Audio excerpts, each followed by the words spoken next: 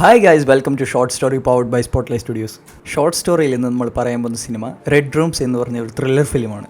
സിനിമയുടെ തുടക്കത്തിൽ തന്നെ കെല്ലി എൻ എന്ന് പറഞ്ഞൊരു പെൺകുട്ടി രാവിലെ എണീറ്റ് ബാഗൊക്കെ എടുത്ത് റെഡി ആയിട്ട് നിൽക്കുന്ന പോലെ കാണാം. അങ്ങനെ അവൾ രാവിലെ തന്നെ എണീറ്റ് നേരെ പോകുന്ന കോടതിയിലേക്കാണ്. കോടതി ചെന്ന് അവിടെ ഇങ്ങനെ ഇരുന്നിട്ട് ഇതാക്കും. അപ്പോൾ ജഡ്ജി എല്ലാവരും വന്ന് എല്ലാം സെറ്റായി ആദ്യത്തെ പ്രതിനെ വിളിപ്പിക്കും. പ്രതിയുടെ പേര് ലുഡ്വിക് ഷിവാലിയർ എന്നാണ്. 3 പെൺകുട്ടികളെ ടോർച്ചർ ചെയ്ത് കൊലപാതകപ്പെടുത്തി എന്നാണ് അയാൾ ചെയ്ത കുറ്റം. അങ്ങനെ കേസിന്റെ വിചാരണ തുടങ്ങിയാണ്. വിചാരണ തുടങ്ങുമ്പോൾ തന്നെ പ്രതിയുടെ വക്കീൽ പറയും എപ്പോഴത്തെയും പോലെ എൻ്റെ പ്രതി നിരപരാധിയാണ്, അങ്ങനെയാണ് ഇങ്ങനെയാണ്, എൻ്റെ പ്രതി ഒന്നും ചെയ്തിട്ടില്ല എന്ന്.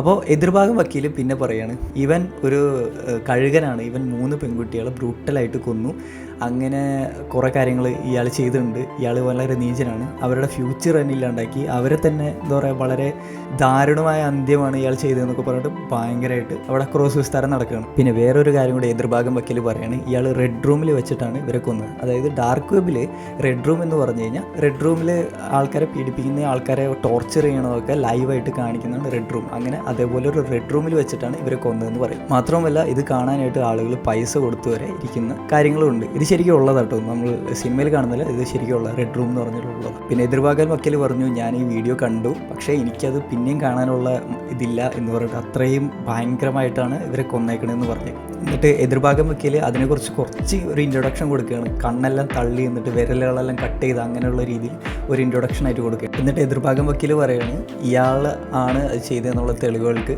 ഇയാൾ അവിടെ ഉണ്ടായിരുന്നു, ഇയാളുടെ കണ്ണുകൾ, ഇയാളുടെ ഇതിൻ്റെ കാര്യങ്ങൾ ഈ വീഡിയോയിലൂടെ നിങ്ങൾക്ക് അറിയാം എന്ന് പറഞ്ഞ് പ്രൂവ് ചെയ്യുകയാണ്. അങ്ങനെ എതിർഭാഗം വക്കീൽ അയാളെ പെടുത്താനുള്ള എല്ലാ കാര്യങ്ങളും ശരിയാക്കിയിട്ട് വരും. അപ്പോൾ പ്രതിയുടെ വക്കീൽ എണീറ്റ് നിന്നിട്ട് പറയും എല്ലാം ഞാൻ അറിഞ്ഞു, ഇവരെ കൊന്നത് വളരെ ദാരുണമായിട്ടാണ്, അങ്ങനെയാണ് ഇങ്ങനെയാണെന്നൊക്കെ പറഞ്ഞ് പിന്നെ അയാൾ പറയുന്നത് അതെൻ്റെ പ്രതി തന്നെ ആവണം എന്നില്ല എന്ന് പറഞ്ഞിട്ട് തുടങ്ങുകയാണ്. എന്നിട്ട് പ്രതിയുടെ വക്കീൽ പറയണത് ഈ തെളിവുകളൊന്നും പോരാ, ഒരു വീഡിയോയിൽ ക്ലിപ്പിൽ കിട്ടിയ ആള് എൻ്റെ കക്ഷി തന്നെ ആവണം എന്നില്ല എന്നൊക്കെ പറഞ്ഞ് പ്രതിയെ രക്ഷിക്കാൻ നോക്കുകയാണ്. എന്നിട്ട് കൊല ചെയ്ത ആളെ വളരെ നന്നാക്കി പറയണം എൻ്റെ കക്ഷി ഒരു പാർക്കിങ്ങിൻ്റെ ഫീസ് പോലും അങ്ങനെ ബ്രേക്ക് ചെയ്തിട്ടില്ല, അത്രയും നല്ല കക്ഷിയാണ്, അങ്ങനെയാണ് ഇങ്ങനെയാണെന്ന് പറഞ്ഞിട്ട് പ്രതിയെ വളരെ നന്നാക്കി പറയാം. പ്രതിയുടെ കയ്യിൽ നിന്ന് വീഡിയോ കിട്ടിയ തെളിവ് മാത്രമേ ഉള്ളൂ. അപ്പോൾ ആ വീഡിയോ ആരെങ്കിലും ഹാക്ക് ചെയ്തിട്ട് എൻ്റെ പ്രതിയുടെ ലാപ്ടോപ്പിൽ വെച്ചിരിക്കുകയായിരിക്കും എന്നൊരു വാദം പറയും. പ്രതിയുടെ വക്കീൽ പിന്നെ പറയുന്നു എൻ്റെ കക്ഷിയുടെ ബാങ്ക് അക്കൗണ്ട് നിങ്ങൾക്ക് ചെക്ക് ചെയ്യാം, ആളൊരു സിമ്പിൾ ലൈഫാണ് ലീഡ് ചെയ്യുന്നത്, ആൾക്ക് വലിയ ട്രാൻസാക്ഷനും കാര്യങ്ങളൊന്നുമില്ല, ഇങ്ങനെ ചെയ്യുന്ന ആളാണെങ്കിൽ ഇയാളുടെ ട്രാൻസാക്ഷൻസ് ഒക്കെ കാണിക്കുകയാണ്. അപ്പം നമ്മൾ മനസ്സിൽ തന്നെ ഈ പടം കാണുമ്പോൾ തോന്നും ഈ ഒരു സീൻ പറയുമ്പോൾ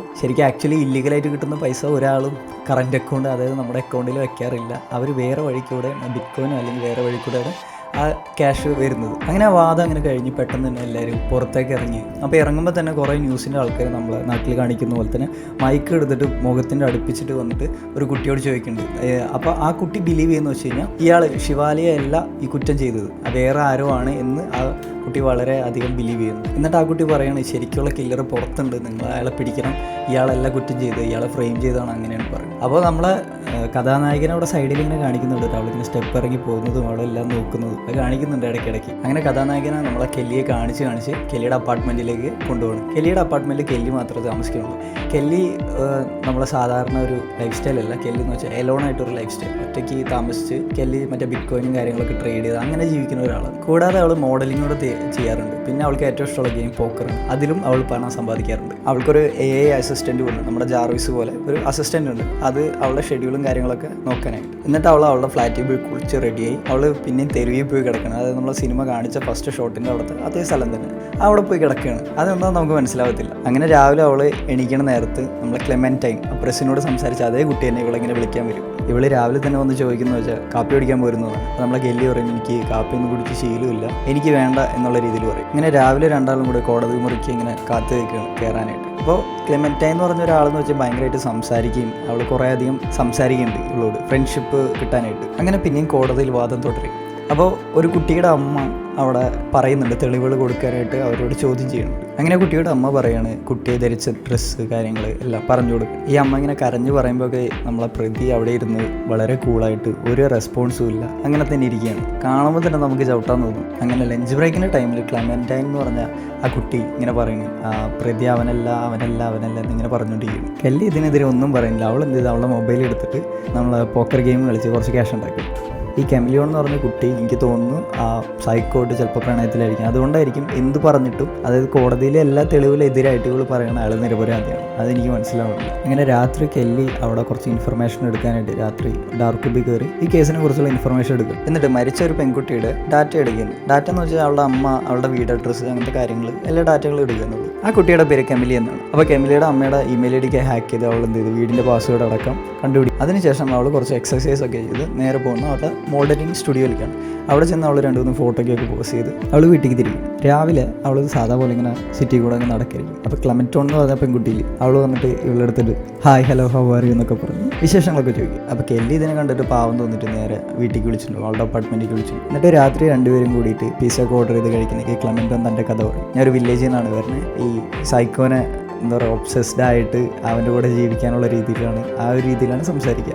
അവനെ ഭയങ്കര ഇഷ്ടമാണ് അവൾക്ക്. അങ്ങനെ പറഞ്ഞുകൊണ്ടിരിക്കുന്ന നേരത്തെ ഒരു ടി വി വയ്ക്കും. ടി വി വെച്ചിട്ട് ഇങ്ങനെ നോക്കുമ്പോൾ ഈ ടെലിവിഷനിൽ മൊത്തം ആ സൈക്കോനെ കുറിച്ച് എല്ലാവരും ഭയങ്കര നീചനാണ്, അങ്ങനത്തെ രീതിയിൽ നമ്മൾ സംസാരിക്കില്ല. നമ്മൾ ചാനലൊക്കെ കടിച്ചു കീർന്ന് പറയത്തില്ല, ആ ഒരു രീതിയിൽ സംസാരിച്ചുകൊണ്ടിരിക്കും. എന്നിട്ട് അതിലൊരു ഹോട്ട് ലൈൻ നമ്പർ കൊടുക്കും. ഇയാളെക്കുറിച്ച് എന്തെങ്കിലും നിങ്ങൾക്ക് പറയാനുണ്ടെങ്കിൽ ഇതിൽ വിളിച്ച് പറയാമെന്ന് പറയും. ക്ലെമറ്റോൺ ഇതൊക്കെ കേട്ടിട്ട് ഭയങ്കരമായിട്ട് ദേഷ്യം വന്നിട്ടിരിക്കും. കാരണം വെച്ചാൽ ഒരു പ്രൂഫില്ലാണ്ടാണ് നിങ്ങൾ പറയണമെന്നുള്ള രീതിയാണ് അവളുടെ മൈൻഡിൽ. എന്നിട്ട് അവൾ ആ നമ്പർ എടുത്ത് അപ്പം തന്നെ വിളിക്കും. എന്നിട്ട് അവൾ ഫോൺ എടുത്തിട്ട് ഭയങ്കരമായിട്ട് ചീത്ത പറയും. നമ്മളെ ജുഡീഷ്യറി സിസ്റ്റം ഒക്കെ കറപ്റ്റഡാണ്, ആകെ നാശമാണ്, നിങ്ങൾ തെളിവില്ലാതെ ഒരു വാക്കുപോലെ അയാളെതിരെ സംസാരിക്കരുതെന്നൊക്കെ പറഞ്ഞിട്ട്. എന്നിട്ട് ടി വി ഷോയിലുള്ളവർ ഇതൊക്കെ കേട്ട് കഴിഞ്ഞിട്ട് പറയും, നിങ്ങളൊരു സൈക്കോപാത്താണ്, നിങ്ങൾ എത്രയും പെട്ടെന്ന് തന്നെ മെഡിക്കൽ അറ്റൻഷൻ തേടണം എന്ന് പറഞ്ഞിട്ട് ഇവളെ ഒതുക്കി വിടും. എന്നിട്ട് ആ കോള് കട്ട് ചെയ്യും. പക്ഷേ ക്ലെമന്റൈൻ ഇത് കേട്ടോടുകൂടി അവളാകെ തകർന്നു. കാരണം എന്ന് വെച്ചാൽ അവൾ ഏറ്റവും ഇഷ്ടപ്പെടുന്ന ഒരാളാണ് അവരിങ്ങനെ പറഞ്ഞുള്ള രീതിയിൽ തകർന്നു.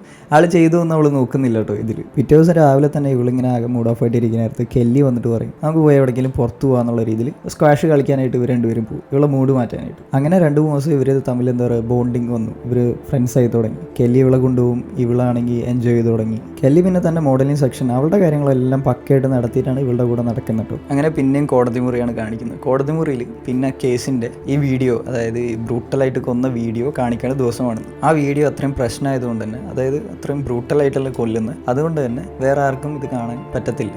Only officials and parents. അതായത് അത് വളരെ ഒരു ഇതായിട്ടുള്ള കാര്യമാണ്. അവരെ സ്വന്തം മോളെ കൊല്ലുന്നതിന് പേരൻസ് തന്നെ കാണുന്നത്. അതായത് ഐഡൻറ്റിഫിക്കേഷന് വേണ്ടിയിട്ടായിരിക്കും, ഇത് എൻ്റെ മോള് തന്നെയാണോ എന്നുള്ള ഐഡൻറ്റിഫിക്കേഷന് വേണ്ടിയിട്ടായിരിക്കും. എന്നിട്ട് ബാക്കി എല്ലാവരും പുറത്ത് കൂടും. ക്ലെമന്റൈൻ ആയ നേരത്ത് ഭയങ്കരമായിട്ട് ദേഷ്യപ്പെട്ട് പറയും, ഇത് എവിഡൻസ് നമ്മളെ കാണിക്കണ്ട, അല്ലെങ്കിൽ ഇവർ വേറെ ഫ്രെയിം ചെയ്താലോ എന്ന് പറഞ്ഞിട്ട് പ്രതിയെ രക്ഷിക്കാനുള്ള ഒരു മൂഡിലായിരിക്കും. ഇവരിങ്ങനെ പുറത്ത് നിൽക്കുന്ന നേരത്ത് തന്നെ ഇവർക്ക് സൗണ്ട് കേൾക്കാം, അകത്ത് മറ്റേ അലർച്ചയുടെയും ഇതിൻ്റെ സൗണ്ട് കേൾക്കാം.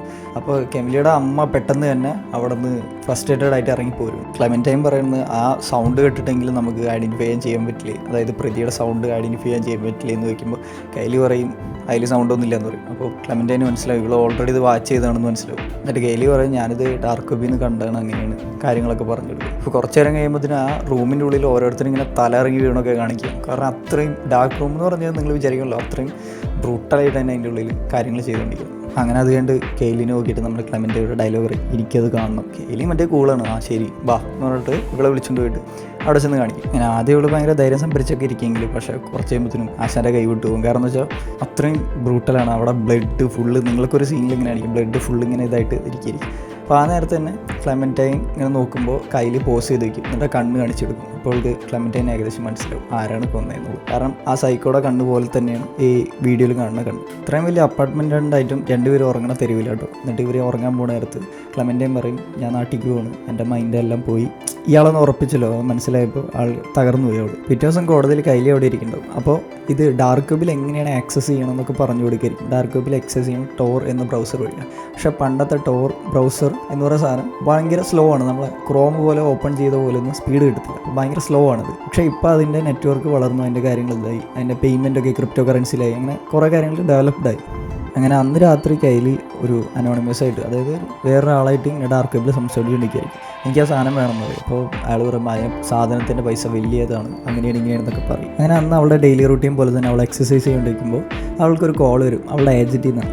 ഏജൻറ്റ് പറയും, നിന്നെ മോഡലിംഗിൽ നിന്ന് മാറ്റി നിനക്ക് വേറെ കുറേ കണക്ഷൻസ് ഉണ്ടെന്ന് മനസ്സിലായി, അതായത് ഇങ്ങനെ കോർട്ടിൽ പോകണം, അങ്ങനെ കാര്യങ്ങളുണ്ട് ഒക്കെ മനസ്സിലായി. അതുകൊണ്ട് തന്നെ ഞങ്ങൾക്ക് കുറച്ച് ബുദ്ധിമുട്ടുണ്ടെന്ന് പറയും. ഇവളുടെ വെബ്സൈറ്റിൽ നിന്നൊക്കെ ഫുള്ള് ഇവളുടെ പേരും കാര്യങ്ങളൊക്കെ മാറ്റി. ഇപ്പോൾ ഇവൾക്ക് ആകെ ഇതായി. എന്നിട്ട് ഇവളെന്ത് മുടിയൊക്കെ കളർ ചെയ്തിട്ട് ഇവള് പിറ്റേ ദിവസം കോർട്ടിൽ പോകും. എന്തോ ഉദ്ദേശിച്ചിട്ടാണ് അവൾ കോർട്ടിൽ പോകുന്നത്. അങ്ങനെ അവൾ അവിടെ ഇരുന്നിട്ട് അവളുടെ മറ്റേ ക്യാമിൽ ആ മരിച്ച പെൺകുട്ടിയുടെ യൂണിഫോം, മരിച്ച പെൺകുട്ടിയുടെ എല്ലാ കാര്യങ്ങളും ചെയ്തിട്ട് കണ്ണടക്കം ലെൻസ് അടക്കം മാറ്റിയിട്ട് അവളിങ്ങനെ ഇരിക്കുന്നിടത്ത്. അപ്പോൾ കോർട്ടിൽ എല്ലാവർക്കും ഡിസ്റ്റർബൻസ് ആയിട്ട് സെക്യൂരിറ്റി ഒന്നും ഇവളെ പിടിച്ചു മാറ്റി. എന്നിട്ട് നമ്മളെ പ്രതിനെ നോക്കിയിട്ട് അവളൊരു ഹായ് കാണിക്കും. അപ്പോൾ ഇത്ര നേരം ഒരു അനക്കില്ലാത്ത മനുഷ്യൻ ഇവള് ഹായ് കാണിക്കുമ്പോൾ ഇവളെ തിരിച്ചിങ്ങനെ ഹായ് കാണിക്കും. എന്താ നമുക്ക് മനസ്സിലാവത്തില്ല. ആ ഒരു ഇൻസിഡേഷൻ കെല്ലിനെ എല്ലാവരും ഭയങ്കരമായിട്ട് ഹറാസ് ചെയ്തു. അവൾ ഓൾറെഡി മോഡലും കരിയറൊക്കെ പോയല്ലോ, അപ്പോൾ എല്ലാവരും ഭയങ്കര ഇതായിട്ട് അവളെ ഹറാസ് ചെയ്തു. എനിക്ക് തോന്നുന്നു അവൾ ഫേമസ് ആവാൻ വേണ്ടി ചെയ്യണം. എന്നിട്ട് അനോണിമസിൻ്റെ അടുത്തേക്ക് അവൾ വെരിഫൈ ചെയ്യും. അവളുടെ ഫോട്ടോ ഇതൊക്കെ അയച്ചെടുത്ത് അവൾ ആരാന്ന് വെരിഫൈ ചെയ്യും. എന്നിട്ട് അവൾക്ക് ടെലിഫോണിൽ ഒരു കോഡ് കൊടുക്കും. നമ്മൾ സാധാ ടെലിഫോണിൽ ഒരു കോഡ് കൊടുക്കും. എന്നിട്ട് അവൾ എന്ത് ചെയ്ത് അവളെ ബിറ്റ് കോയിനൊക്കെ വിറ്റ് ആ കോഡ് വെച്ചിട്ട് ഇത് തുറക്കും. അപ്പോൾ കെമിലിയുടെ വീഡിയോ ഓപ്ഷൻ, അതായത് ലേലം വിളി നടന്നുകൊണ്ടിരിക്കുന്നു. ഇതൊരു അവസ്ഥ എന്ന് വെച്ചാൽ ഒരാളെ കൊല്ലണ വീഡിയോ ലേലൊക്കെ വിളിക്കുക എന്ന് പറഞ്ഞു കഴിഞ്ഞാൽ പോലീസിന് ഇതുവരെ കിട്ടാത്ത സാധനം ഡാർക്ക് വെബിൽ ഇങ്ങനെ ഓപ്ഷൻ വെച്ചേക്കും. കെല്ലിയെ ഓപ്ഷൻ തുടങ്ങുമ്പോൾ തന്നെ ഇവൾ എന്ത് ചെയ്തു, ഡാർക്ക് വെബിൽ കയറിയിട്ട് പോക്കർ കളിക്കണം ബിറ്റ് കോയിൻ വെച്ചിട്ട്. അപ്പോൾ ഇവൾക്ക് വേറെ കാശൊന്നുമില്ല, ഇതുള്ളൂ 17 ബിറ്റ് കോയിൻ ഇടവുള്ള കയ്യിലുള്ളൂ. എന്നിട്ട് ഇവൾ ഇത് ക്യാഷ് വെച്ചിട്ട് ഇവിടെ ആണെങ്കിൽ ലേലം വിളി നടന്നുകൊണ്ടിരിക്കുക. അപ്പോൾ ലേലം വിളിക്കുമ്പോൾ ഇങ്ങനെ ഒരു കൂട്ടി ഇങ്ങനെ വിളിച്ചുകൊണ്ടിരിക്കുക. എന്നിട്ട് ലാസ്റ്റ് കെല്ലി പോക്കർ കളിച്ച് തൻ്റെ വരണത്ത് വെച്ച് കാണാമെന്നുള്ള രീതിയിൽ അവൾ പോക്കർ കളിച്ച് ഈ ക്യാഷ് ബിറ്റ് കോയിൻ ഡബിളാക്കി. എന്നിട്ട് അവൾ ആ വീഡിയോ വാങ്ങും. എന്നിട്ട് ആ വീഡിയോ എടുത്തിട്ട് പുള്ളിക്കാരൻ എന്ത് ചെയ്യും, ഈ മരിച്ച കുട്ടിയുടെ വീട്ടിൽ ചെന്ന് അവിടെ ചെന്ന് പ്ലേസ് ചെയ്യണം ആ വീഡിയോ പെൻഡ്രൈവിൽ. അപ്പോൾ പിറ്റേ ദിവസം ന്യൂസിൽ ഇങ്ങനെ കാണിക്കണം ആ കേസ് ഓവറായി, ആ പെൻഡ്രൈവിലത്തെ തെളിവാണ് വഴിത്തിരിവായത്, അതിൽ ഇയാളെ ക്ലിയർ ആയിട്ട് കാണിക്കുന്നുണ്ട്. അതുകൊണ്ട് തന്നെ ആ കേസ് നമ്മൾ ക്ലോസ് ചെയ്യാണ്. ഓൾറെഡി ഇയാളെ സെൻറ്റൻസ് ചെയ്തു ലൈഫ് ടൈമിൽ. എന്നിട്ട് സിനിമയുടെ അവസാനം ഈ ക്ലെമൻറ്റോനെ കാണിക്കുന്നുണ്ട്. അപ്പോൾ അവളോട് ചോദിക്കും, നിങ്ങൾ എന്തിനാണ് ഇയാൾ സത്യസന്ധനാണെന്ന് പറഞ്ഞതെന്ന് ചോദിച്ചു. അപ്പോൾ ക്ലെമൻറ്റോ പറയും, എനിക്കറിയില്ലായിരുന്നു, ആളുടെ കണ്ണിൽ ഞാൻ എന്തോ സാഡ്നെസ് കണ്ടു, ദുഃഖമായിട്ടിരിക്കുന്നുണ്ട്, അതുകൊണ്ടാണ് ഞാൻ ആൾക്ക് സപ്പോർട്ട് ചെയ്തത്. പക്ഷേ ഇപ്പോൾ ഞാൻ അയാളിൽ നിന്ന് എങ്ങനെയെങ്കിലും പോകുന്നത്. അപ്പോൾ കൈലി എന്ന് പറഞ്ഞ കുട്ടി, അവൾക്ക് ഈ ഡാർക്ക് വെബിൽ വീഡിയോസ് കാണാൻ ഇഷ്ടമാണ്. ബട്ട് സ്റ്റിൽ അവൾ എന്ത് ചെയ്ത് അവരെ പിടിച്ചുവിടുന്ന ഒരു തരത്തിലുള്ളത്. സിനിമ എല്ലാവർക്കും ഇഷ്ടപ്പെട്ടു എന്ന് ഞാൻ വിചാരിക്കുന്നു. കൂടുതൽ വീഡിയോസിനായി സ്പോട്ട്ലൈറ്റ് സ്റ്റുഡിയോ സബ്സ്ക്രൈബ് ചെയ്യുക. Short story powered by spotlight studio. See on next video. By.